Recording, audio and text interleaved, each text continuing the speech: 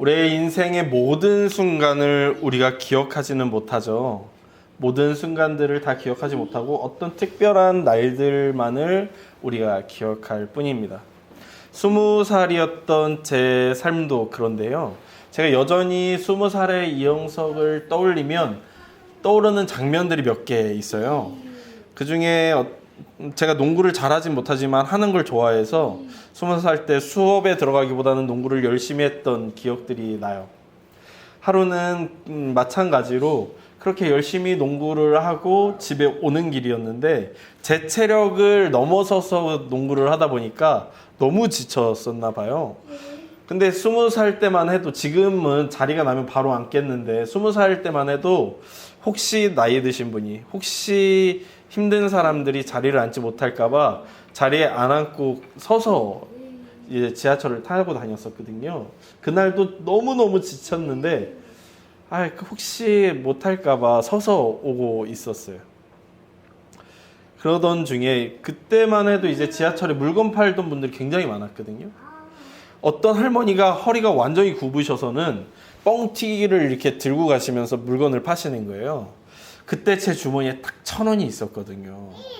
이게 2,000원으로 뻥튀기를 사면 집에 버스를 못 타고 가는 거예요. 근데 너무 지치다 보니까 이거 오늘은 못 사드리겠다 하고 있는데, 할머니가 허리가 너무 굽어 있다 보니까 마음이 너무 쓰여가지고 그래도 젊은 놈이 좀 걸어가고 할머니 뻥튀기라도 하나 사드리자 하고서 할머니한테 할머니 뻥튀기 하나 주세요 하고서 1,000원을 드렸죠. 너무 좋은 마음으로. 근데 할머니가 1,000원을 딱 받으시더니 야 이거 2,000원이야 그러시는 거예요. 근데 제가 1,000원밖에 없어가지고 나 1,000원밖에 없는데 할머니 어떻게 해요 그러면, 그랬더니 그 되게 불쌍한 눈빛으로 저를 보시면서 됐어 그냥 1,000원 깎아줄게 하고 가시는 거죠. 그러니까 긍휼한 마음에 도움을 드리고자 했던 저의 마음은 긍휼한 마음으로 보답을 받으며 뻥튀기를 반값에 사게 되는 그런 일들이 기억이 납니다. 그러니까 그날의 그 기억은 어쩌면 평생 가져가게 될 것 같아요. 어린 마음에 누군가를 도와주려고 했었으나 사실은 그분에게 도움이 필요하다기보다는 제게 도움이 필요했던 것은 아닌가 하는 그런 인상이 제 안에 남았었던 거죠. 누구에게나 평생의 모든 순간을 기억하는 것은 아니고 일정한 일이만이 기억되듯이 야곱에게는 오늘의 이 본문에 나오는 날이 그랬던 것 같아요. 브엘세바에서 하란으로 가는 여정은 약 880km 정도의 여정이었을 거로 추정돼요. 880km, 약 한 달 정도 걸리는 여정이었는데 성경의 저자는 그 한 달의 거리에서 오직 이 날만을 집중해서 기록하고 있기 때문이죠. 이날 무슨 일이 있었냐면 한참 걷던 야곱이 어떤 곳에서 11절을 보니까 한 곳에 이르러서는 거기서 유숙하여 잠이 들었다고 기록하고 있습니다. 그는 이곳에서 꿈을 꾸게 되는데요. 사닥다리를 꿈에서 보게 돼요. 우리가 사닥다리라고 하면 좁고 길다란 사다리를 떠올리게 되는데 그렇지는 않았을 것 같아요. 왜냐하면 본문을 보니까 천사들이 오르락 내리락 하고 있었다라고 기록하고 있거든요. 그러니까 좁은 사다리에서 천사들이 오르락과 내리락을 동시에 하기에는 쉽지 않았을 게 분명하죠. 그리고 사다리가 야곱 시대에 그렇게 흔하지 않았을 것 같기도 하고요. 야곱 시대에 신과 인간을 연결해주는 다리 혹은 계단은 사다리보다는 지구라트, 이 용어를 다르게 표현하면 피라미드에 가까웠을 걸로 생각해요. 고대 근동 사람들에게 주로 이 지구라트 혹은 피라미드가 신과 인간을 연결해주는 계단이었기 때문에 야곱에게도 그 문화는 매우 익숙했을 것이고, 그러므로 야곱이 잠에서 본 다리는 어쩌면 지구라트 혹은 피라미드의 모형에 가까웠을 거로 생각됩니다. 그런데 이때 야곱이 뭘 보냐면요, 13절이에요. 이렇게 봅니다. 또 본즉 여호와께서 그 위에 서서 이르시되 라고 하면서 여호와를 보게 되는 거죠. 근데 우리 성경에서는 이 표현이 그 위에 서서라고 기록하고 있잖아요. 근데 이게 원어를 조금 더 분명하고 명확하게 해석하면은 그 위에가 아니라 그 옆에가 돼요. 그래서 이 본문을 해석하는 몇몇의 주석가들은 하나님께서 사다리 위에 계시는 것이 아니라 야곱 옆에 서서 계시다라고 이야기하는 거죠. 야곱이 지금 뭘 보고 있는 거냐면 꿈에 사다리를 오르락 내리락 하고 있는 천사들을 보고 마땅히 고대 근동 사람들이 인식하기에는 신이 사다리 위에 서서 그곳에서 내려다 봐야 하는데 꿈에서 하나님은 어디에 계시냐면 자신의 곁에 계시는 거예요. 여러분이 마침 교회에서 기도하다가 잠드셨는데 꿈에 여러분 옆에서 여러분을 바라보고 계시는 하나님을 보신다면 어떤 기분이 드실까요?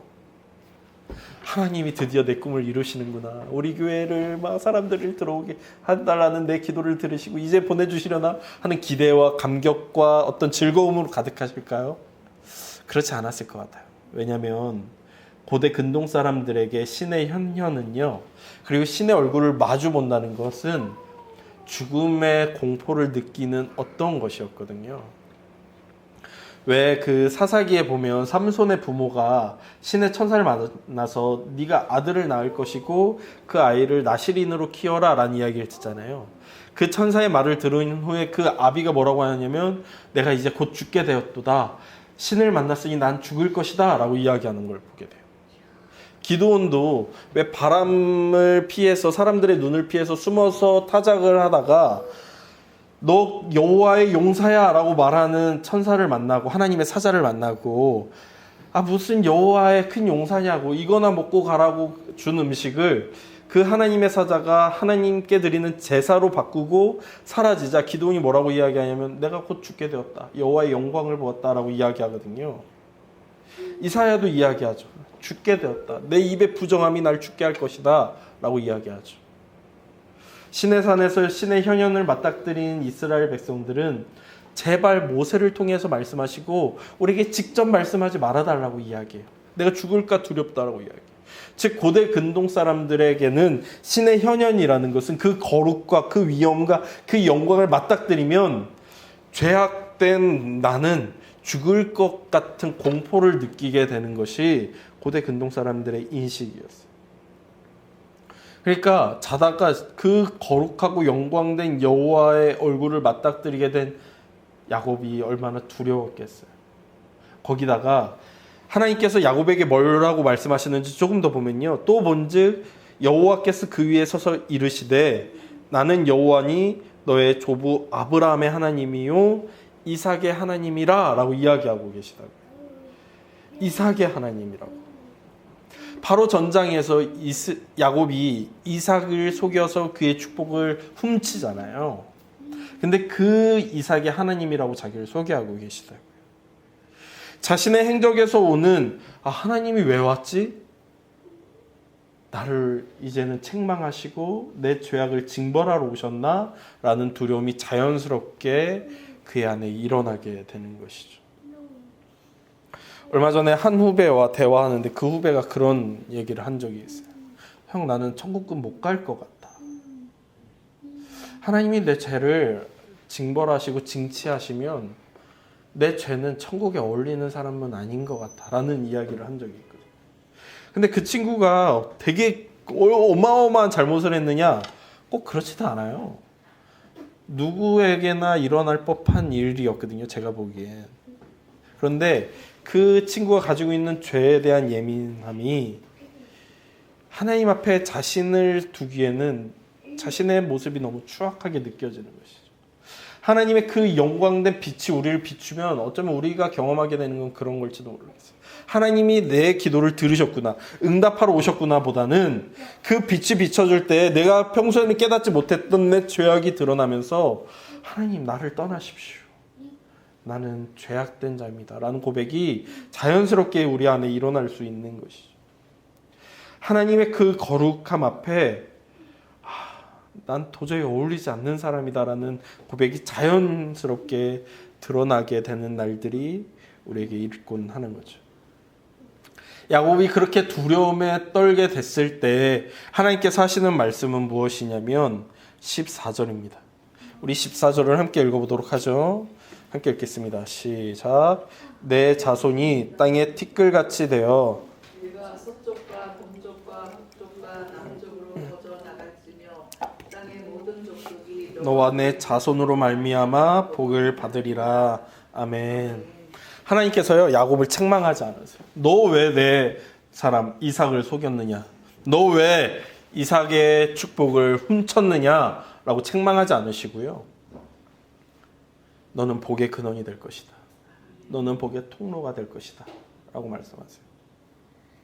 죄를 징치하고 죄를 징벌하고 그 거룩함이 감히 죄를 용납하실 수 없기 때문에 너 일단 혼나고 보자라고 말씀하시지 않으시고 내가 너의 조상, 너의 할아버지 아브라함과 맺었던 언약이 이삭에게 흘러갔고 그 이삭이 감당해야 됐던 나와의 언약이 이제는 너에게 흘러갈 것이며 너를 통해 만방의 사람들이 복을 받을 것이다.